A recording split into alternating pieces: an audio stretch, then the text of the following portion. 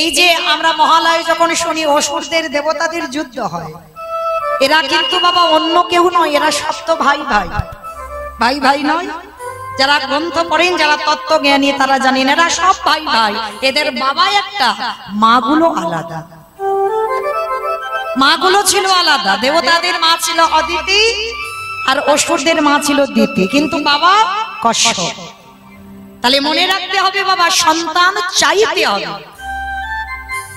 বাবা একটাই কিন্তু সন্তান দেখো তাদের চরিত্র কত তফাৎ হলো, চরিত্র কত আলাদা হলো, কেন? শুধুমাত্র মায়ের জন্য। তাহলে সন্তান গর্ভে ধারণ করতে হবে বাবা, সময় তিথি বার নক্ষত্র সমস্ত দিকটা বিচার বিবেচনা করে। আর যদি সেইভাবে তুমি গর্ভে সন্তান নিতে পারো, তবেই তো তুমি ধ্রুবের মা হবে, তবেই তো তুমি প্রহ্লাদের মা হবে। মনে রাখতে হবে এই কশ্যপ মুনি বাবা 4টে স্ত্রী ছিল।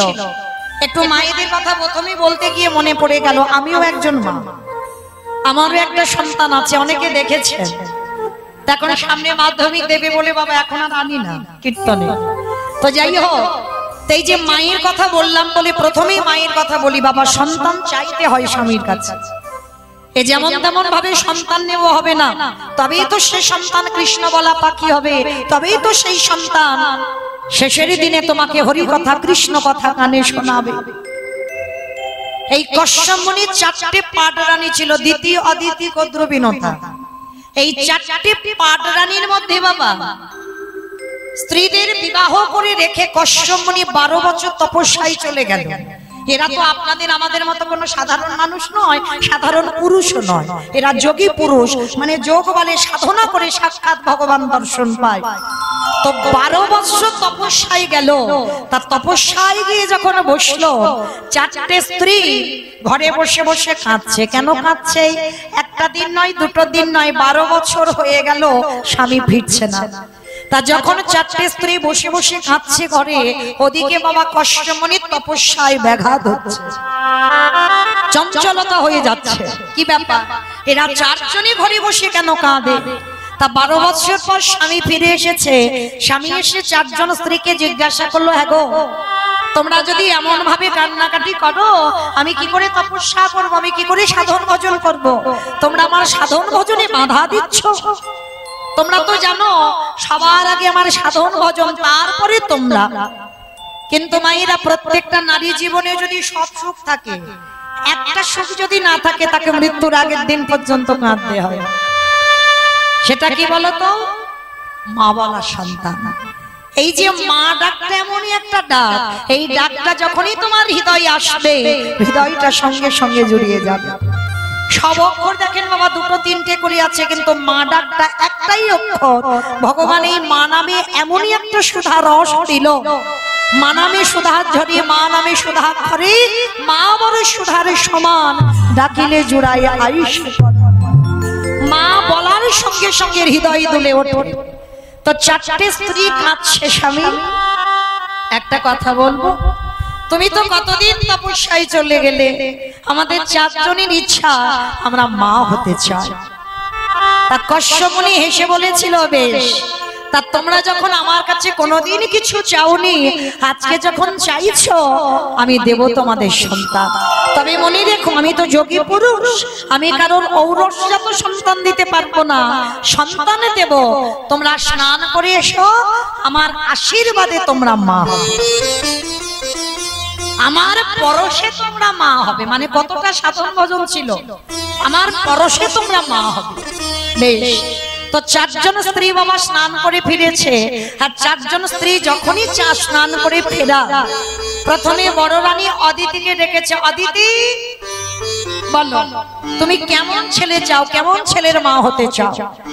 আমি 12 বছর যখন তোমাদের ফেলে চলে গেলাম, তোমরা যেমন যেমন সন্তান চাইবে, আমি তেমন তেমন সন্তান দেব। অদিতি মা আমার করজোর করে বলছে, স্বামী, সন্তান যদি দিতে হয় আমার গর্ভে এমন সন্তান দাও যাদের জন্য যেন আমার জগৎ জোড়া নাম ডাক হয়। আমার ছেলেদের এত সম্মান হোক, এত নাম ডাক হোক, আমি যেন তাদেরই মা হতে পারি। কশ্যপ মুনি মাথায় হাত দিয়ে বলল, তথাস্তু, তাই হবে। তোমার গর্ভে যেমন তেমন ছেলে নয়, তোমার গর্ভে যারা আসবে তারা হবে সবাই স্বর্গে দেবতা। দেবতাদের মায়ের নাম হলো অদিতি।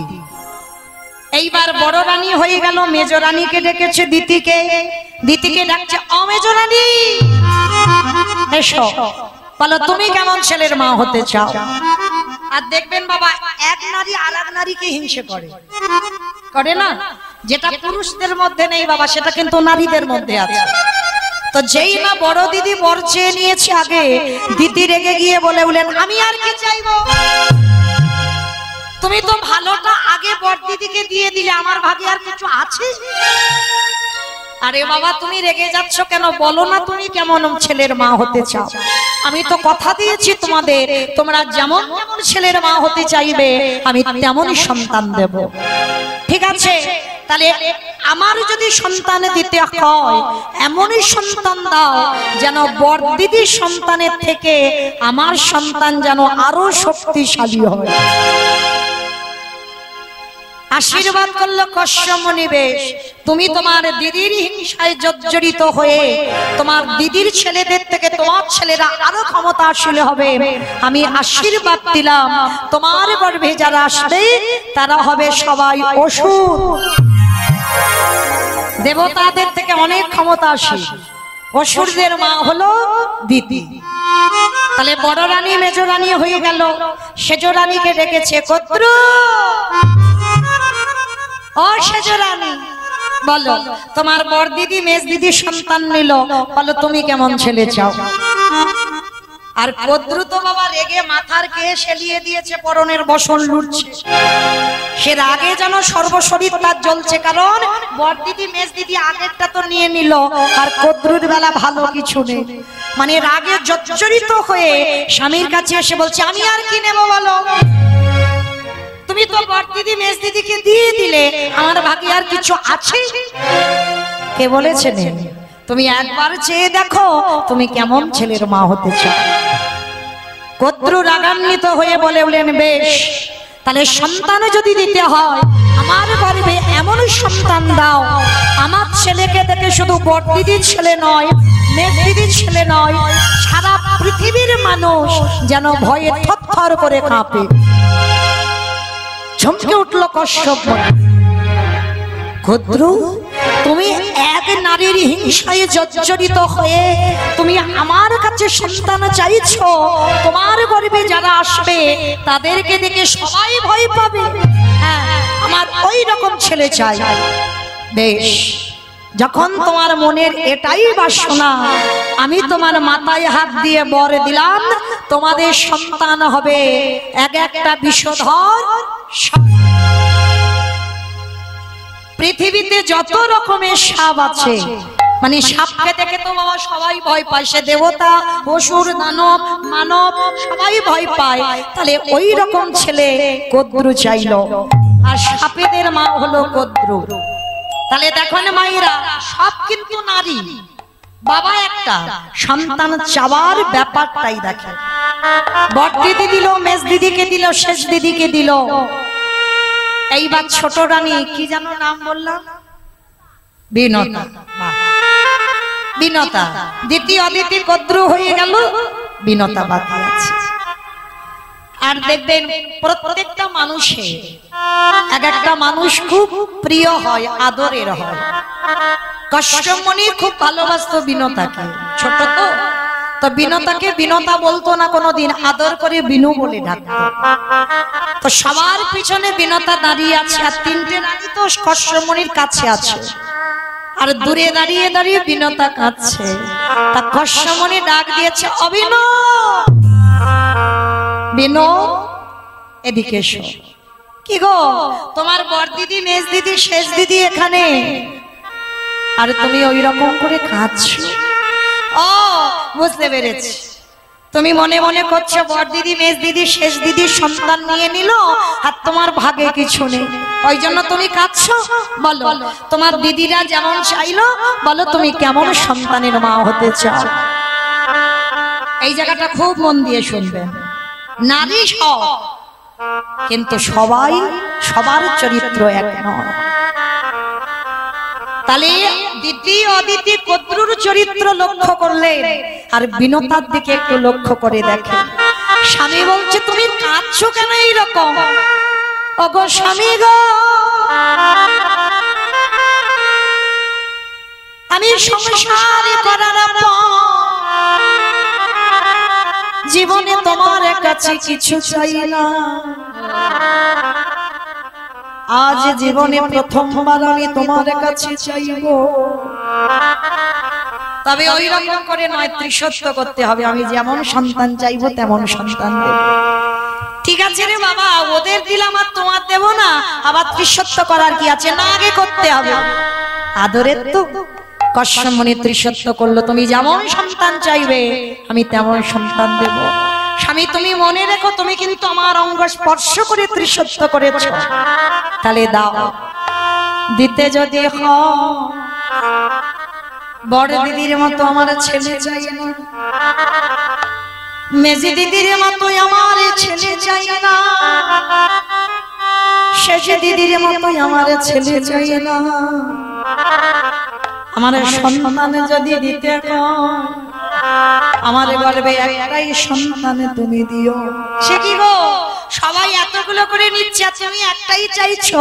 আচ্ছা ঠিক আছে, বলো কেমন চাই। ওগো স্বামী গো, তুমি আমার গর্বে এমন একটা সন্তান দেবে যেদিনই আমার নিদানের সময় হবে, যেদিনে আমার বাঁশের দোলায় করে নিয়ে যাও,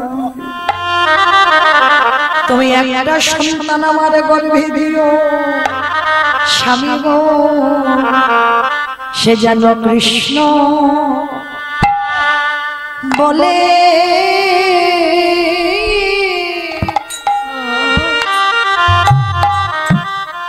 বলে কাঁদিতে পারে। নিতাই গৌর হরি বল, হরি বল, হরি বল, হরি বল।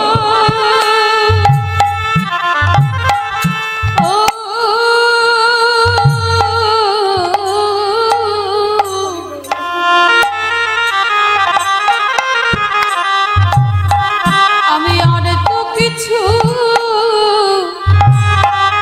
চাহি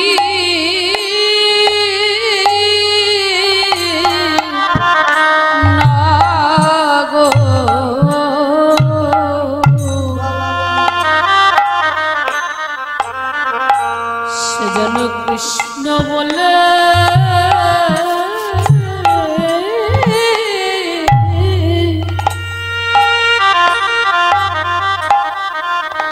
বলে কাঁদিতে পারে,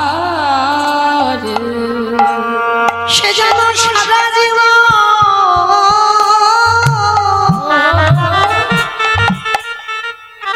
ওই কৃষ্ণ চরণ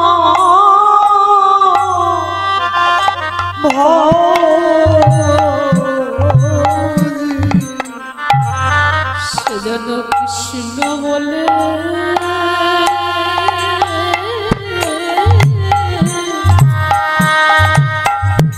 বলে কাঁদিতে পারে। হে দয়াময়,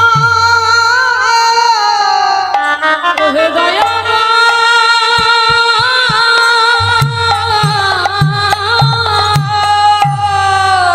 মাটি কেমন হতে হয় দেখেন, ভগবানের কাছে চাইতে হয় এমন একটা সন্তান দিও, এমন একটা সন্তান দিও, যদি কোনদিন আমার জিহ্বা হতে কৃষ্ণ নামে ভুলে যায়, কৃষ্ণ নাম ভুলে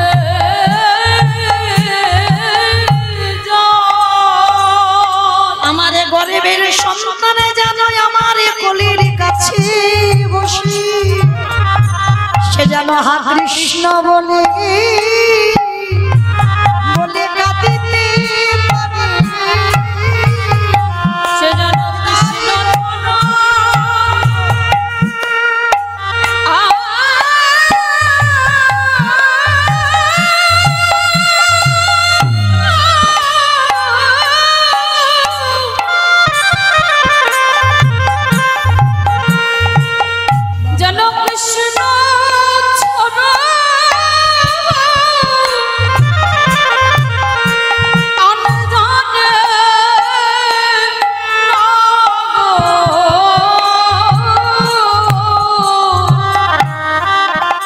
কেন কৃষ্ণ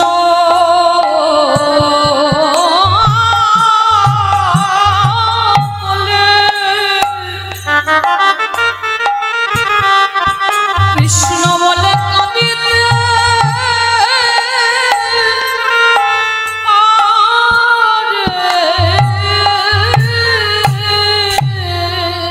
মায়েরা দুজনে যদি ভজনে না নামে তাহলে কি সে সন্তান কোনোদিন ভালো হয়?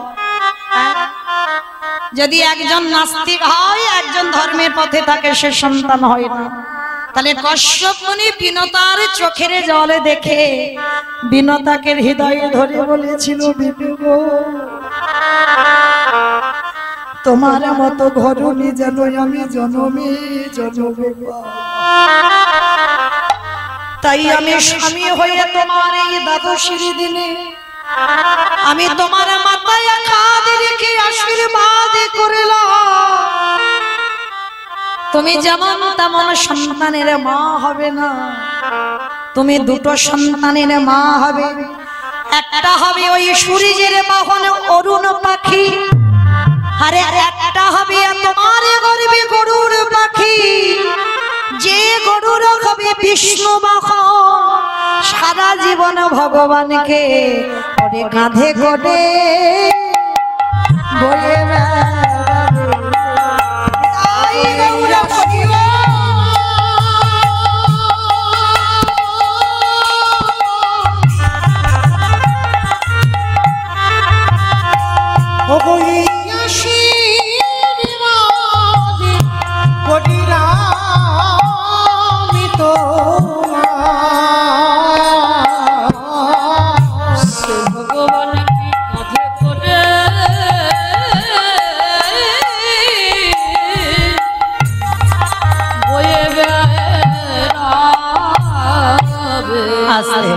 তাহলে দুটো সন্তান হলো, একটা অরুণ পাখি আর একটা গরুর পাখি। আর দেখেন সন্তান এমনও চাইলো, কৃষ্ণ বলা সন্তান, ওই বিষ্ণু বাহন তো গরু। তাহলে লক্ষ্য করে দেখেন সারা জীবনটা ভগবানকে কাঁধে করে বয়ে বেড়ালো। আর শুধু ভগবানের নাম নয়, ভগবানকে যদি কাঁধে বসানো হয়, ভগবানের চরণটা থাকবে কোথায়? ভক্তের হৃদি কমলে। আর ওই গরুর সর্বদা ভগবানের চরণে যোগালে পেয়ে কাঁদে আর বলে দয়াময়, বলি আর তো চরণ ছাড়িব না হে,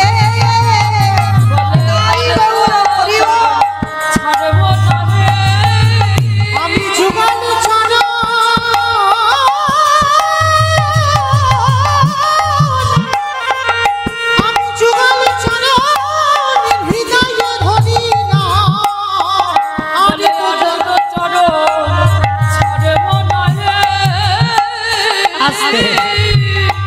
তাহলে মায়েরা প্রথম আসরে দাঁড়িয়ে মনে পড়ে গেল মায়ের কথা।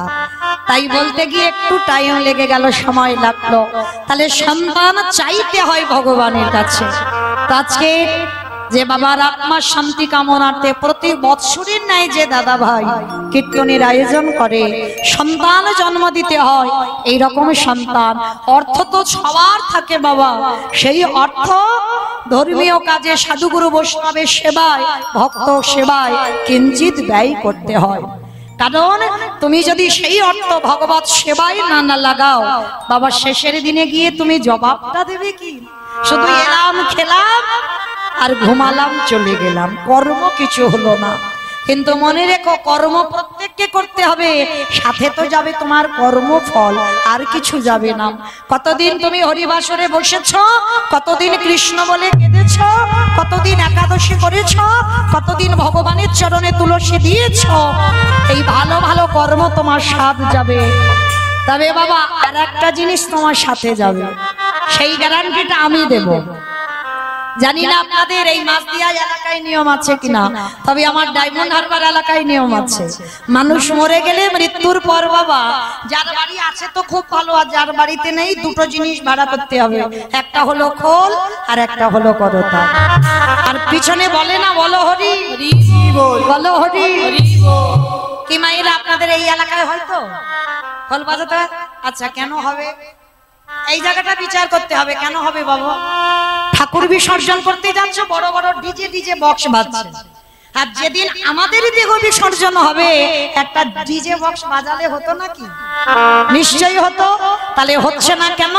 এই জায়গায় চৈতন্য মহাপ্রভু শিক্ষা দিলেন, ওরে কলির জ্ঞানন্ধজি, শেষের দিকে তাকিয়ে দেখ, কেউ তো সাথে যাচ্ছে না, এসেছিস একা, যাচ্ছিস একা, সাথে যাচ্ছে কর্ম আর যাচ্ছে কি এই হরি নামে যাবে। আমাদের পচা দেখো যাবে।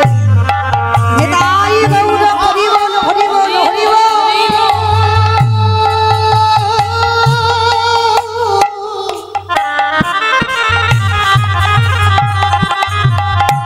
যেদিন তুমি ভাবো পারে পারে যাবে, সেই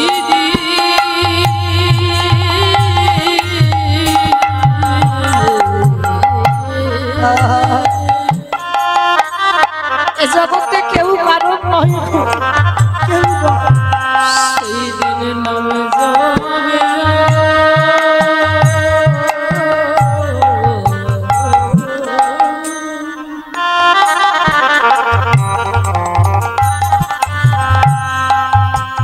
এই পচা দেহ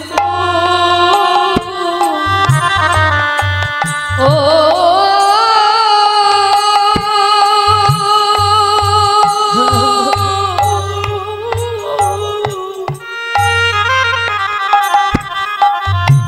দেহ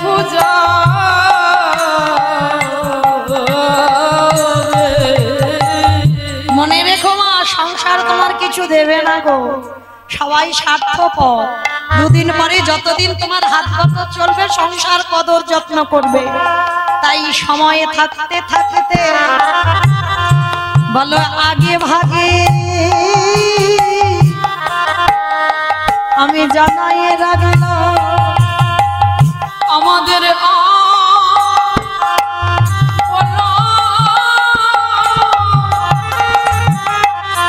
হইব না। হে দয়ালে তুমি পাড়ের ঘাটে দাঁড়িয়ে রইলা, পাড়ি করে দাও, তুমি তো পারে করে দাও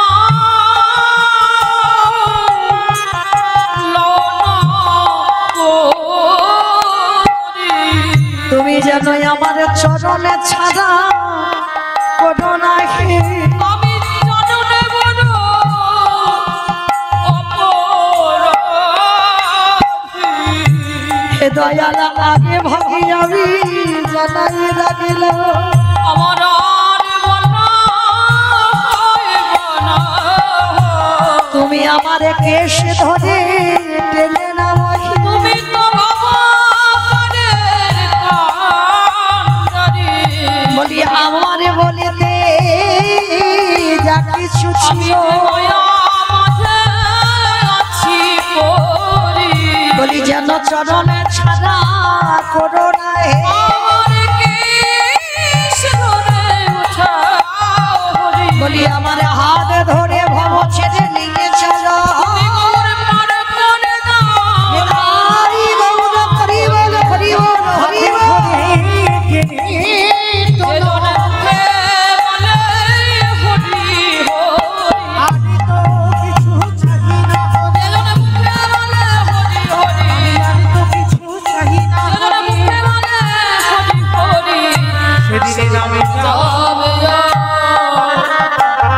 এই পচা দেহ যাবে। আস্তে।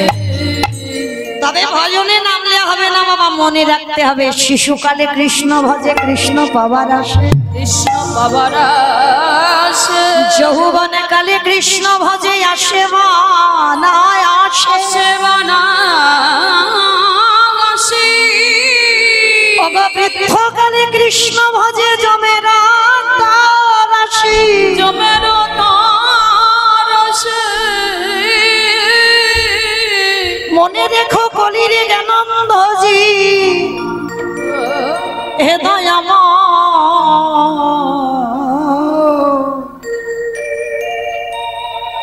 রাধারানী বলেছিল ললিতা রে, ভজন যদি করতে হয় সকালে সকালে ভজন কর। মায়েরা এই জায়গাটা খুব মন দিয়ে শুনবেন, কেমন? কুড়ি ফুলে সেবা হয় না,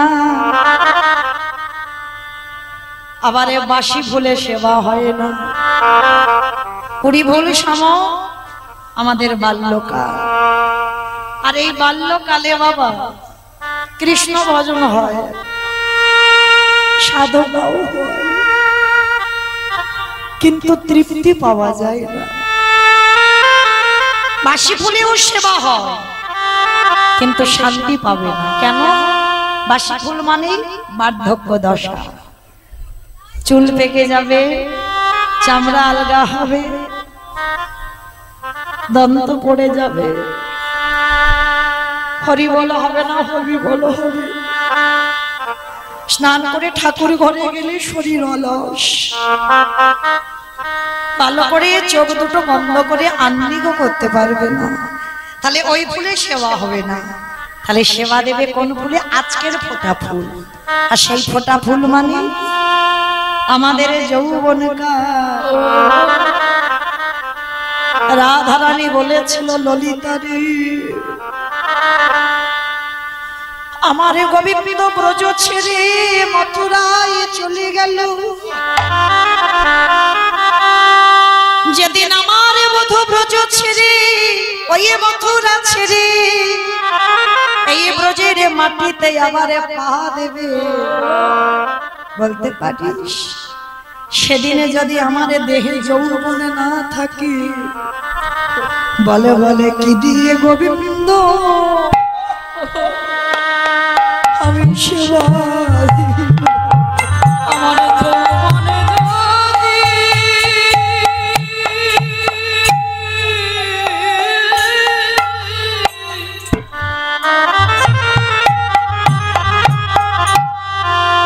সেদিনই আমার যৌবন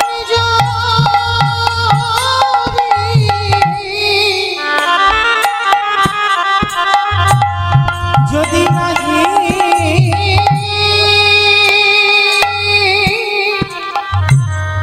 নাহি থাকে,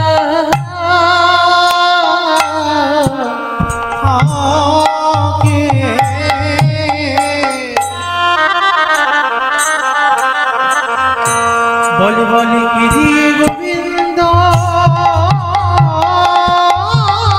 নিতাই গৌর প্রেমানন্দে গোবিন্দ সেবা দেব আমার ওরে ললিতা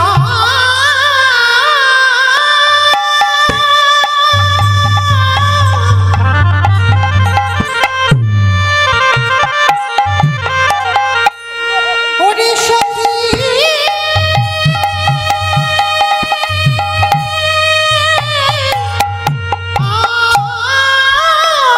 নিতাই গৌর প্রেমানন্দে হরি বল হরি বল। সেদিন যদি আমার যৌবন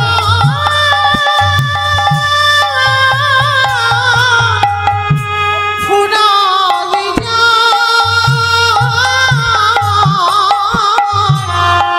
আমার প্রাণনাথে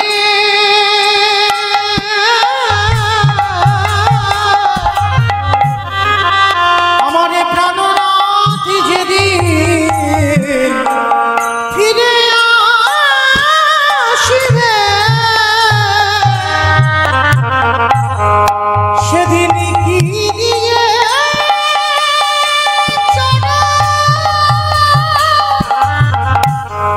আমি সেবা করিব। তাই ললিতা রে, যদি ভজন করতে হয় সকাল সকাল ভজন করে রে, করে বিকাল করালে আর সাধন ভজন হবে না। আমার সাধনে ভজন হবে না। মায়েরা এই সকাল সকাল নামতে হবে, এই কথা বলতে গিয়ে বাবা মনে পড়ে গেল ভগবানকে যে ভালোবাসবো সবার আগে আমাদের বিশ্বাসটা থাকা দরকার। এই যার হৃদয়ে বিশ্বাস নেই সে এ জন্মে কেন সারা জনম যদি মাথা ঠুকে ঠুকে কাঁদে তবু বাবা কৃষ্ণ কৃপা হবে না। বিশ্বাসটা রাখতে হবে যে আমি তারে পাবো, তাতে এ জন্মে না হোক, পরের জন্মে না হোক, তারপরের জন্মে না হোক, কিন্তু একটা না একটা জন্মে তাকে কৃপা করতেই হবে। এই বিশ্বাসটা আমাদের রাখতে হবে। আর যার মধ্যে এই বিশ্বাসটা আছে বাবা কৃপা হবেই হবে। এই বিশ্বাসের কথা বলতে গিয়ে বাবা মনে পড়ে গেল, জানো মহাভারতে বাবা 17.5 দিন যুদ্ধ হলো। আমরা বলি বাবা 18, কিন্তু 18 দিন পূর্ণ হয়নি, 17.5 দিন। 17 দিন আর এক বেলাটা যুদ্ধ হলো না। তো যুদ্ধ শেষ করে যখন আমার কৃষ্ণ দাঁড়িয়েছিল, গান্ধারী কৃষ্ণকে অভিশাপ করেছিল, কৃষ্ণ আজ আমার কুরু বংশটা যেমন ধ্বংস করে দিলি, তোরও আমার মতো 56 কোটি যদু বংশ ধ্বংস হবে। আরে হরে কৃষ্ণ, আমি তোর নিজের পিসি নয় বলে তুই এমন করে আমার ছেলেদের মেরে দিলি, আর কুন্তি তোর নিজের পিসি বলে তুই কুন্তির 5টা ছেলেকে রক্ষা করলি। কে বলছে না মহাভারতে গান্ধারী কৃষ্ণকে প্রশ্ন করছে। কৃষ্ণ দয়াময় মৃদু হেসে বলেছিল, পিসিমা পিসিমা বৃথাই তুমি আমার কাঁধে দোষ চাপাচ্ছ, আমি তোমার ছেলেগুলোকে মারিনি। কারণ মনে রেখো পিসি, তুমি মা হয়েছো কিন্তু মায়ের মতো মা না। সেই মায়ের কথা, মা হয়েছো, জন্ম দিলেই মা হয় না, তার কর্মটা করতে হয়। জন্ম দিলেই কি মা হয়ে যাবে? যদি জন্ম দিলে মা হতো তাহলে বাবা দেবতাদের সামনে ভগবান কৃষ্ণ সেই প্রভাস যজ্ঞে গিয়ে তাহলে তো দেবকীকে মা বলে আখ্যা দিত। দিয়েছিল কি? যারা এখানে কীর্তন বোঝেন, যারা কীর্তন শোনেন, লীলা শোনেন, তারা জানেন প্রভাস যজ্ঞে যখন গেল সবার সামনে, সবাই সমস্ত দেবতাদের সামনে দেবকী মা নয় সেটা প্রমাণ করে দিল। কিরকম? 100টা কাপড় টাঙালো, একদিকে কৃষ্ণ, একদিকে দুটো মা। একটা মা জন্ম দিয়েছে, একটা মা পালন করেছে। তাহলে বলেছিল যে মার স্তনদুগ্ধ 100টা কাপড় ভেদ করে গোপালের বদনে যাবে, সেই হবে গোপালের আসল মা। আর বাবা দেবকী তো অহংকারী, গর্বিতা, অহংকার করে বলেছিল, কৃষ্ণ আমি তোর মা, ভাদ্র কৃষ্ণাষ্টমী তিথিতে কংসের কারাগারে তোকে জন্ম দিয়েছি, ভালোই ভালোই আমার স্তনদুগ্ধটা খেয়ে নে। কত সোজা নয়, সে প্রেমের কাঙাল, সে ভালোবাসার কাঙাল। যে প্রেম দিয়ে বাঁধতে পারে, যে ভালোবাসা দিয়ে বাঁধতে পারে, ভগবান সারা জনম তার দাস হয়। নিতাই গৌর এইবারে যেই না দেবকী স্তনদুগ্ধ দিল, সঙ্গে সঙ্গে বাবা 99টা পর্দার কাছে গেল, একটা পর্দা দুধ আর যাচ্ছে। কেন যাচ্ছে না? অপরাধ। সেই যে রামচন্দ্র যখন বনবাসে গেল, তখন ভরত জননী কৈকেয়ী কৌশল্যা রামকে দুধ খাওয়াতে যাবে, সঙ্গে সঙ্গে দুধের বাটিটা কৈকেয়ী মা ফেলে দিয়েছিল। তখনই রামের মা কৌশল্যাকে দিয়েছিল, রাম কথা দে বাবা, এর পরের জন্মে তুই আমার গর্ভে নয়, তুই তোর বিমাতার গর্ভে আসবি। তবে শোন, আসবি বটে, সন্তানের মুখে স্তনদুগ্ধ দিতে না পারলে, কোনো বস্তু দিতে না পারলে তার যে কত জ্বালা, সেই দিনে যেন তোর কৈকেয়ী মা পায়নি। তাই গৌর তাহলে সেই কৈকেয়ী মা হয়ে এলো দেবকী, দেবকীর গর্ভে এলো, কিন্তু স্তনদুগ্ধ পান করলো না। তাই প্রভাস খুলে প্রচার করে দিল, জন্ম দিলে মা হওয়া যায় না। এইবার দেবতারা বলছে, যশোদা তুমি স্তনদুগ্ধ দাও। আর সে তো বাবা ভাগ্যবতী ধরা মা। হরি বল। নয়ন জলে বুক ভাসিয়ে বলেছিল, গোপাল আমি তোর মা নয়, শুধু আমি কেন, তুই কেন, পৃথিবীর মানুষ জানে আমি তোকে জন্ম দিইনি, আমি তোকে একটু লালন পালন করেছি। তবে সত্যি যদি কোনোদিন আমায় মা বলিস, একবার এদের সামনে আমার স্তনদুগ্ধটা সেবা কর। নয়ন জলে কেঁদে যখনই স্তনদুগ্ধ দিল 100 পর্দা ভেদ করে একেবারে গোপালের বদনে গিয়ে পড়ল। নিতাই গৌর হরি বল। আর যখনই স্তনদুগ্ধ পড়ল গোপালে বলে উঠল, মা আমাকে তো স্তনদুগ্ধটা খেতেই হতো, কারণ আমি কথা দিয়েছিলাম সেই ধরা আমাকে। যেদিন নিজের স্তন বন্ধক দিল বাবা ভোলানাথ মুদি দোকানদার হয়েছিল, আর সেদিন স্তন বন্ধক দিয়ে একটা স্তনে অতিথি সেবা দিয়েছিল। আর তিনি ছিলেন অতিথি রূপী নারায়ণ। নারদ মুনিকে সঙ্গে নিয়ে পরীক্ষা করতে গেল। যখনই রুধির ধারা মাটিতে পড়ল ভগবান চালাকি করে বলেছিল, মা ধরা তুমি কি জানো না নারী জাতি অশুচি হলে তাকে বৈষ্ণব সেবা দেওয়া নিষিদ্ধ, ভক্ত সেবা দেওয়া নিষিদ্ধ, আর তুমি অশুচি হয়ে তুমি বৈষ্ণব সেবা দিচ্ছ। করে জোর করে ধরা মা বলেছিল, আমি অশুচি নই বাবা। তাহলে রুধির ধারা মাটিতে কি করে পড়ল? তখনই কেঁদে বলেছিল, এ অশুচির রক্ত নয়। তুমি জানো না বাবা, অতিথি সেবায় চাল ডাল পাইনি বলে ওই মুদি দোকানদারকে আমি আমার বাম স্তন বন্ধক দিয়েছি। চমকে উঠল নারদ মুনি, এমন ভক্ত ধরায় আছে। যখনই বুঝতে পেরে গেল যাবার সময় ওই অতিথি রূপী নারায়ণ, ওই ভগবান রূপী অতিথি বলেছিল, ধরামা তুমি আমার কাছে কি চাও? ধরামা বলেছিল, দিতে যদি হয় আমার 3টে বর দিও। 3টে বর? ঠিক আছে, বলো কি কি বর চাও? প্রথম বরে দেবে আমি যেন রাজরানী হতে পারি। কেন মা তুমি রাজরানী হতে চাও? জানো এই জন্মে কত অতিথি আমার দুবারে থেকে বৈমুখ হলো, আমি উদার পূর্ণ করে সেবা দিতে পারি না। যেদিন আমি রাজরানী হব আমার দুবারে থেকে কেউ যেন চলে না যায়। তথাস্তু তাই হবে। আর কি চাও?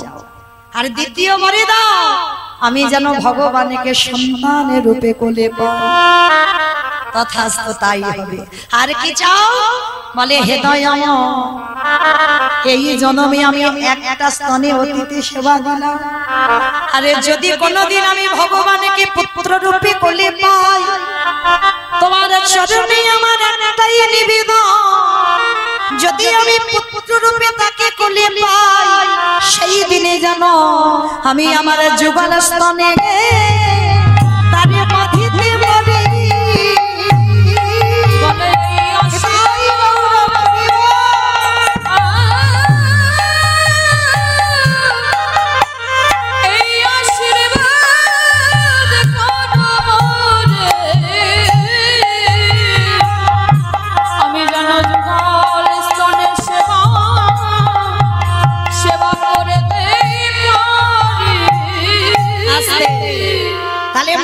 ছিলাম কোথায়?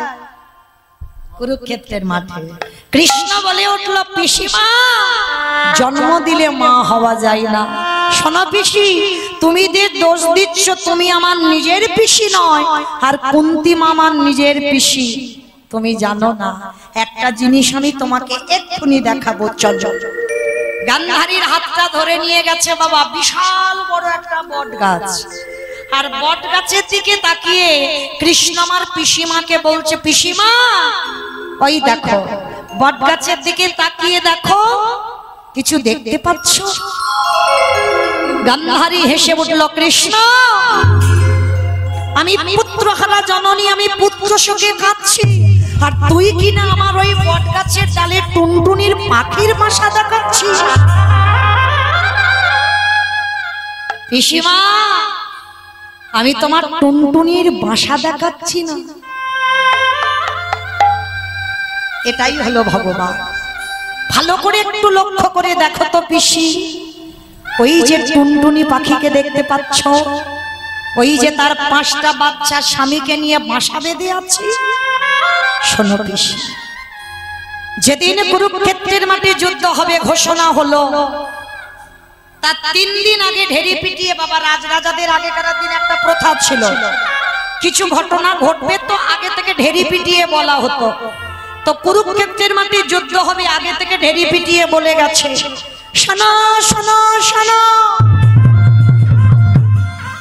আর 3 দিন পরে এই মাঠে যুদ্ধ শুরু হবে।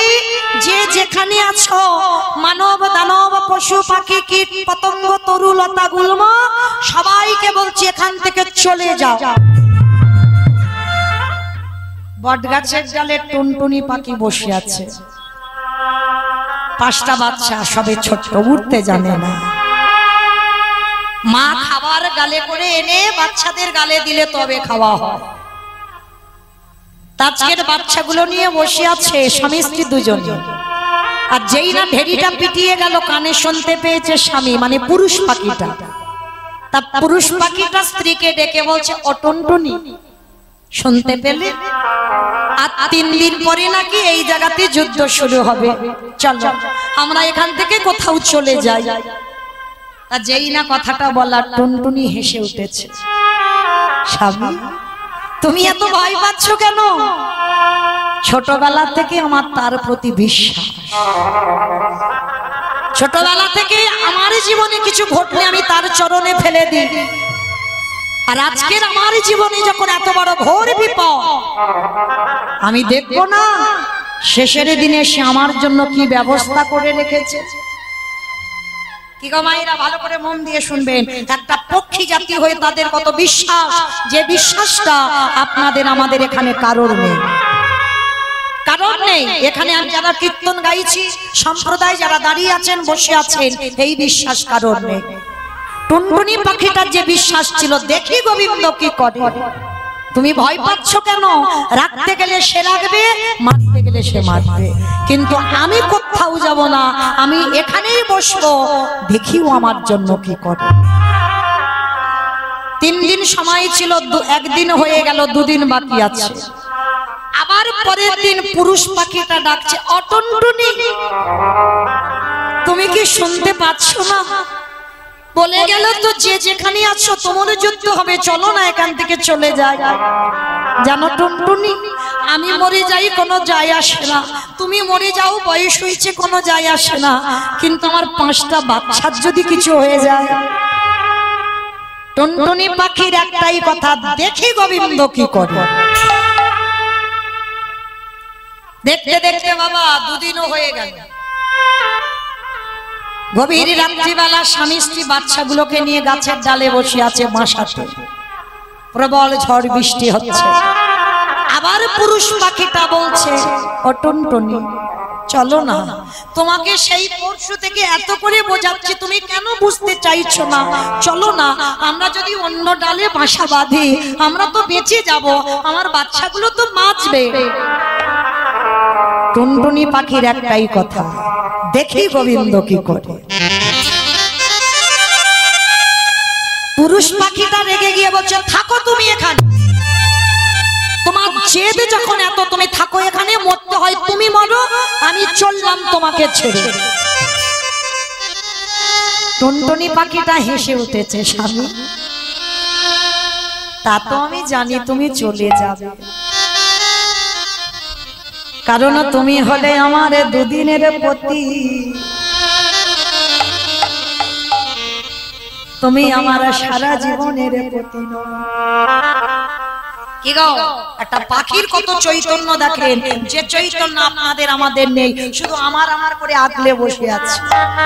টুনটুনি পাখি বলছে, তুমি তো আমার ছেড়ে যাবে, ও তো আমি জানি, আজকের কেন, তোমাকে একদিন না একদিন আমাকে ফেলে যেতে হবে।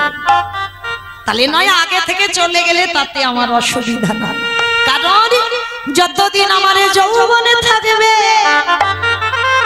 ততদিনে তুমি আমারে থাকবে, যেদিনে যৌবনে গড়িয়ে যাবে সেদিনে তুমি আমার নও। ও মাইরা, জগতে সতী নারী সেই হয়, জগতে যার 2টো করে পতি হয়। কই কার 2টো স্বামী আছে, একবার হাত তোলো তো দেখি।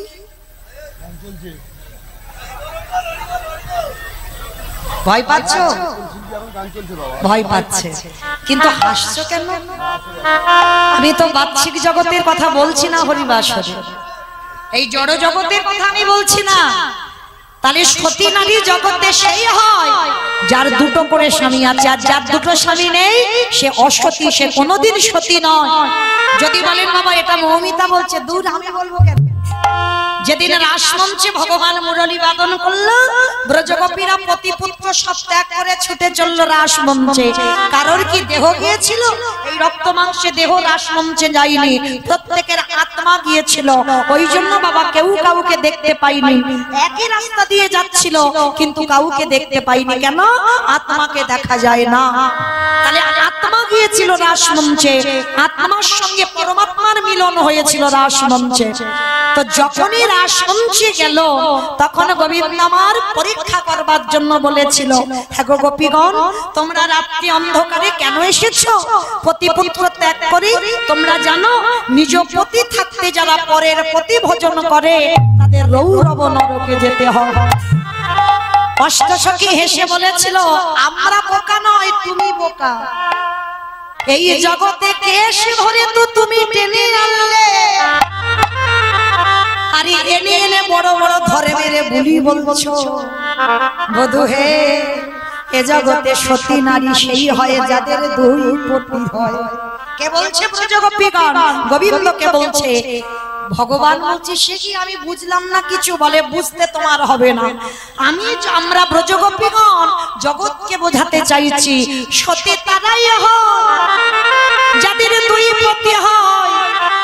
এক দেহ জগতের প্রতি, এক ঘরে পতি, এক বাইরে পতি। আমার বুঝেছো? ঘরে পতি আর বাইরে পতি, এ জগতে তারাই সতী। তাহলে ঘরে পতিটাকে আর বাইরের পতিটাকে তোমরা মনে করছো ঘরের পতি মানে যাকে তুমি যাদ্দাবাসীদের সিঁদুরটা পরছো ওটা তোমার ঘরের পতি? দূর, ওটা তো বাইরের পতি, ওটা তোমার ঘরের পতি নয়, ওইটা বাইরের। আর ঘরের পতিকে ওই পরমাত্মা রূপী ভগবান। এই জগতে যে ভগবানকে একবারে পতি রূপে ভালোবেসে আর জড় জগতের পতিকে সেবা করে, এই জগতে তারাই সতী।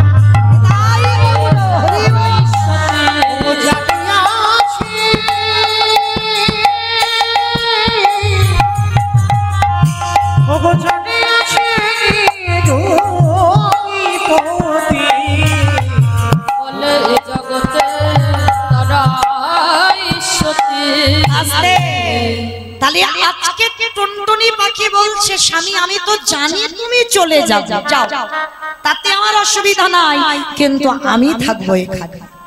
একটাই কথা, পাখিটা দেখি গোবিন্দ কি করে। যুদ্ধ শুরু হয়ে গেল, স্বামী মনে মনে করছে আমি যাব না, ওকে একা ফেলে যাব কি করে? একটা মায়া আছে না, ওতেই তোমরা জর্জরিত বাবা, কৃষ্ণ ভজন হচ্ছে না, মায়া মোহে ডুবে আছি। তার টুনটুনি পাখিকে ছেড়ে গেল না তার স্বামী। তার যখনই গেল না, যুদ্ধ শুরু হয়ে গেল। একটা একটা করে রথী মহারথী সব প্রাণ হারাচ্ছে। তুমুল যুদ্ধ চলছে কুরুক্ষেত্রের মাঠে। আবার পুরুষ পাখিটা টুনটুনিকে ডাকছে, টুনটুনি। ওই দেখো বড় বড় রথ, বড় বড় রথী, বড় বড় ঘোড়া সব ভেঙে চৌচির হয়ে যাচ্ছে, সবাই প্রাণ হারাচ্ছে। আমাদের ক্ষুদ্র প্রাণ, আমরা বাঁচব না টুনটুনি, চলো আমরা চলে যাই। হেসে উঠল টুনটুনি পাখি।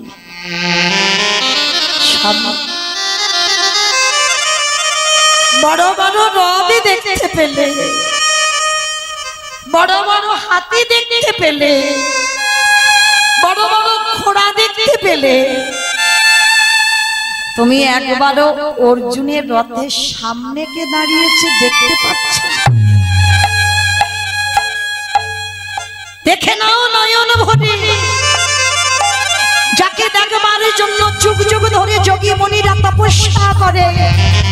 যোগী গণে যোগে পাই না, মনে গণে মনে পাই না, ধ্যানী গণে ধ্যানী পাই না। সেই চরণ যখন সামনে থেকে দেখছো, দেখে না শুধু রথ, হাতি, বীর, মহাবীর দেখলে আর অর্জুনের রথে কে বসেছে একবার দেখতে পাচ্ছ না? স্বামী, চলো এবার আমাদের একটা কাজ আছে। কি কাজ? চলো আমরা 5টা বাচ্চাকে নিয়ে ওই যে অর্জুনের রথের চাকা আছে, চাকার তলায় আমাদের গলাগুলো পেতে দিয়ে বলি। চমকে উঠেছে পুরুষ পাখিটা টুনটুনি। এখন আমরা বেঁচে আছি আর তুমি বলছো আমার বাচ্চাদের নিয়ে রথের চাকার তলায় যাব, আর চাকাটা গড়ালে তো আমরা মরে যাব। বলে ওই জন্যই তো বলছি চলো আমরা 2 লোকে আর আমার 5টা বাচ্চাকে নিয়ে চাকার তলায় গিয়ে বসি। না, এটা হতে পারে না টুনটুনি, তোমার মাথা খারাপ হয়েছে। বলে না, মাথা খারাপ তাহলে কেন যেতে চাইছো? স্বামী গো,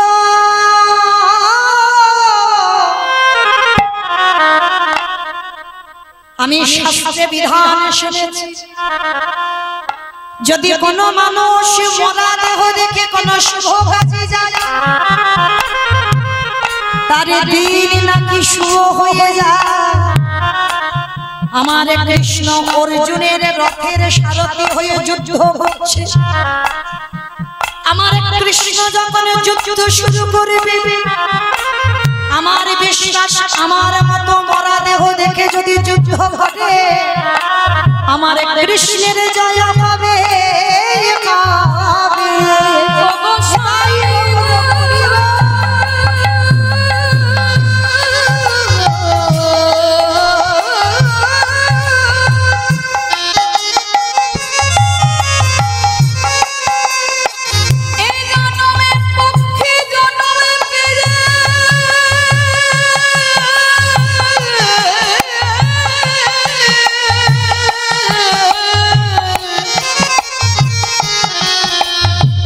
আমরা তো সাধন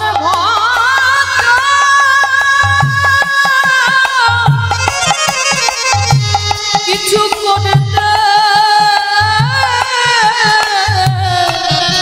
পারলাম।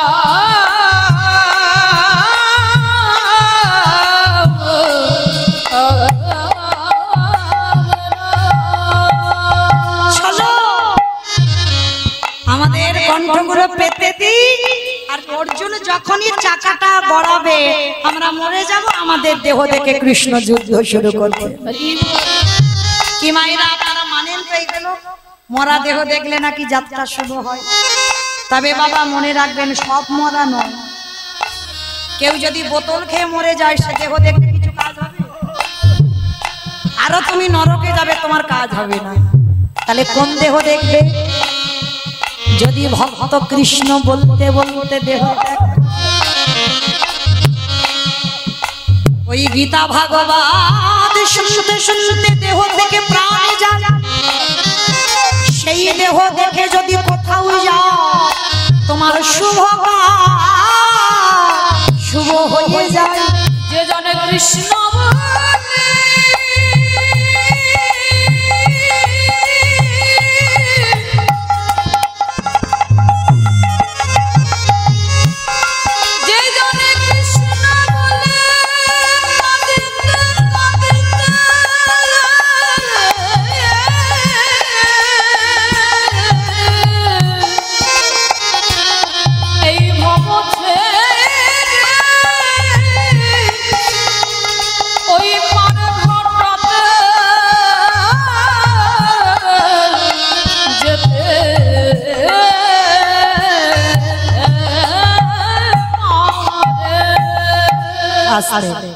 এইবার বাচ্চাগুলোকে নিয়ে চাকার তলায় গেছে, আর এইবার অর্জুন চাকাটা সবই মাত্র একটু গড়াবে।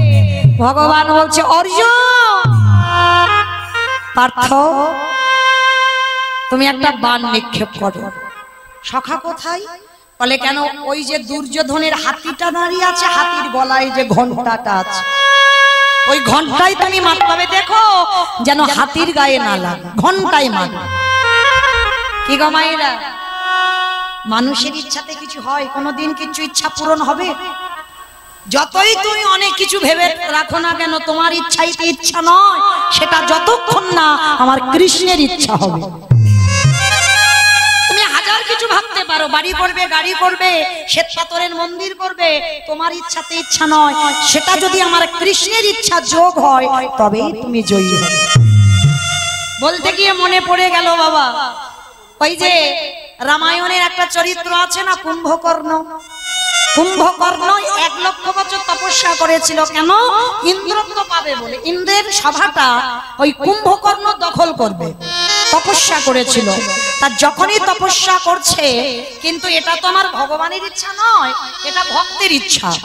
তার তপস্যা করেছিল, এমন তপস্যা, ব্রহ্মা গিয়ে বলেছিল কুম্ভকর্ণ বলো তুমি কি চাও। তা কি চাও যখন বলেছে বাবা, ভগবান এদিকে কায়দা করে মা সরস্বতীকে কুম্ভকর্ণের কণ্ঠে বসিয়েছে, কণ্ঠে বসিয়েছে। এই যে আমি এত কথা বলছি, আপনারা কি বলছেন? মৌমিতা বলছে না, ভগবান কৃপা করে মা বাগবাণীকে কণ্ঠে বসিয়েছে বলে একটা নারীর দ্বারা সম্ভব এত কথা বলা, না হলে অসম্ভব। তার যেই না বাগবাণী কণ্ঠে বসেছে, তা ব্রহ্মাকে বলবে কুম্ভকর্ণ যে আমার ইন্দ্রত্ব দাও, মানে আমি ইন্দ্রের সভাটা পেতে চাই। সেই ইন্দ্র না বলে বাগবাণী কণ্ঠ থেকে বলিয়ে দিল যে আমার ইন্দ্রত্ব নয়, আমি একটু নিদ্রা যেতে চাই।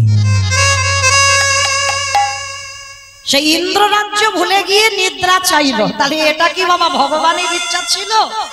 ছিল না। তাহলে ভগবানের ইচ্ছা যেদিন হবে সেই দিন তোমার ইচ্ছাটা পূরণ হবে, আর ভগবানের ইচ্ছা না হলে তাহলে তোমার আর আমার দুর্গতিটা কুম্ভকর্ণেরই মতো হবে। হরি বল।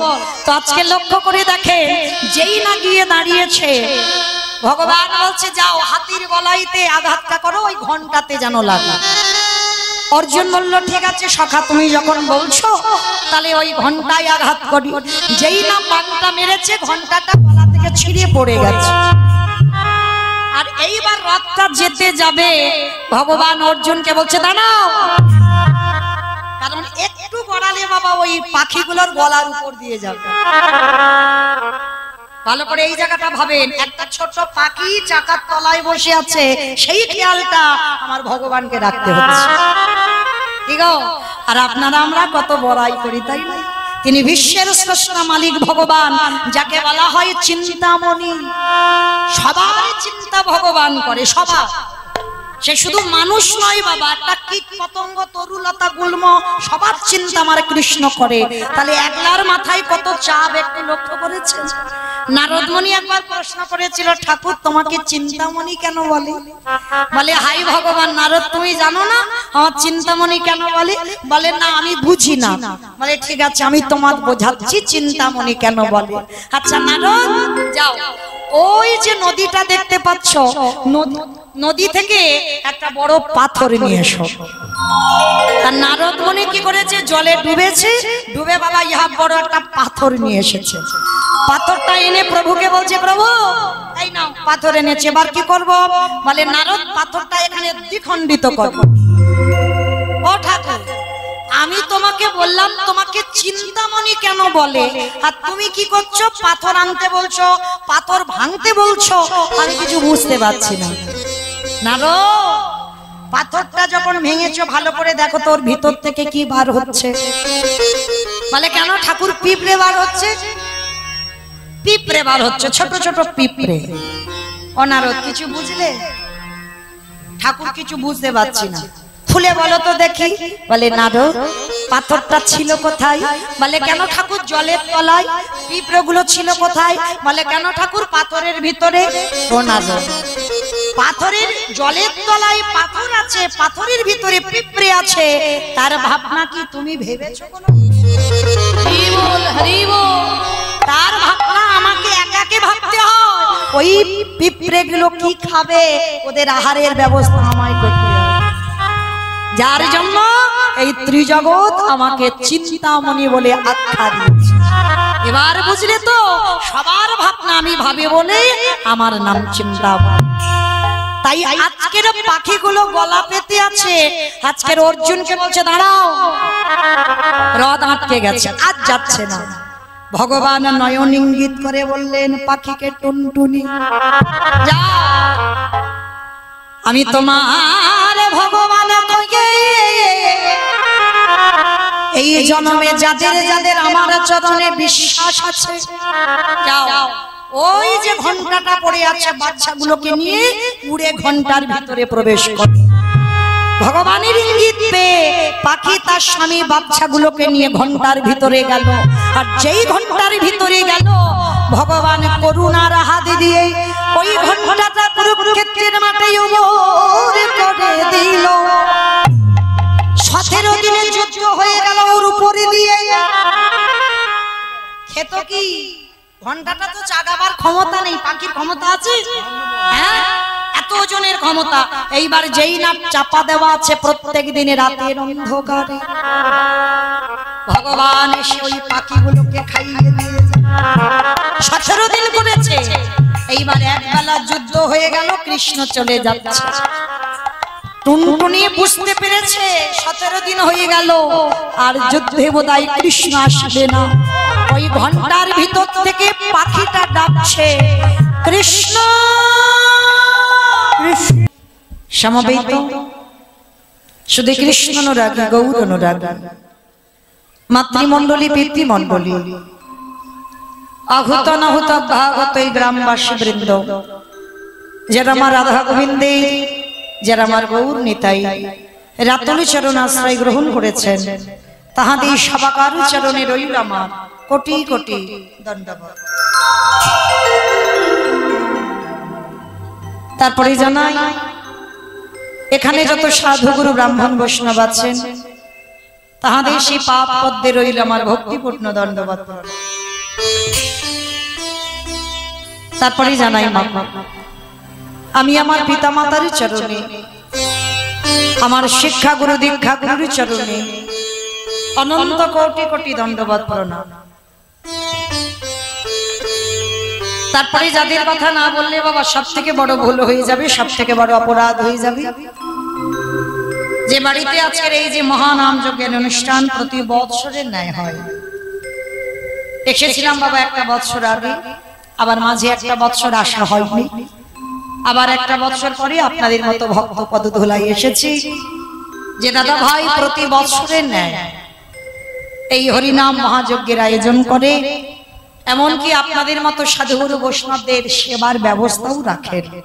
প্রত্যেকের জন্য কীর্তনের শেষে প্রসাদের ব্যবস্থা রেখেছেন। তো আগে থেকেই বলে দিই বাবা, প্রত্যেকে প্রসাদ পেয়ে তবে যাবেন। তো আজকে যে বাড়িতে কীর্তনের আয়োজন, ঈশ্বর সুরত চন্দ্র সাহা, যাহার আত্মা শান্তি কামনার্থে আজকের প্রতি বৎসরের ন্যায় তারই সন্তান আজকের এই হরিনাম মহাযজ্ঞের আয়োজনটা করে। মা কল্পনা সাহা, সুব্রত সাহা, রত্না সাহা, সৌমিলি সাহা, সঞ্চালী সাহা, সুমিত্রা সাধুকা, সীমা গোড়াই, যাদের ঐক্রান্তিক প্রচেষ্টায়, যাদের উদ্যোগে আজকের প্রতি বৎসরের ন্যায় এই মহানাম যজ্ঞের অনুষ্ঠানটা হয়। আমার হৃদয়ে যতটুকু প্রেম ভক্তি আছে আমার রাধারানীর কাছে জানাবো, যেন অন্তিম সময়ে যেন আমার রাধারানীর চরণ প্রাপ্তি পায়। নিতাই গৌর প্রেমানন্দে হরি বল হরি বল। মনে রাখতে হবে মা, সন্তান জন্ম দিলে এমন সন্তান জন্ম দাও।